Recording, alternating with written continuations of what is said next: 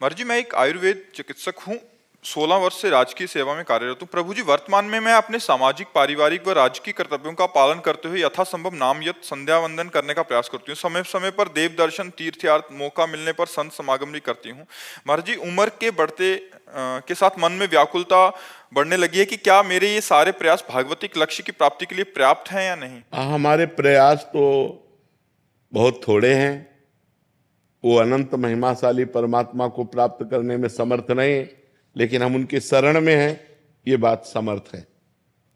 हम शरण में हैं, ये बात समर्थ है भगवत प्राप्ति कराने के लिए। हम शरण में होकर ये प्रयास करें, केवल प्रयास नहीं, भगवान की शरण होकर ये प्रयास करें। हम भगवान की शरण में हैं तो भगवान के द्वारा स्थापित किए हुए तीर्थों का दर्शन करते हैं, देवालयों का दर्शन करते हैं, संतों का दर्शन करते हैं, नाम जप करते हैं। लेकिन ये हमारा प्रयास है।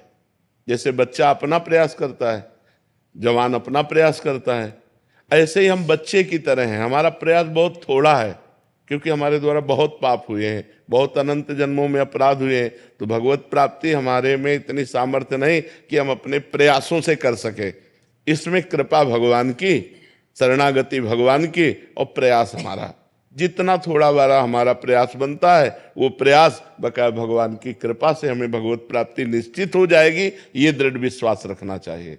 भगवान की कृपा से हमारे को निश्चित भगवत प्राप्ति हो जाएगी, क्योंकि मैं भगवान की शरण में हूँ।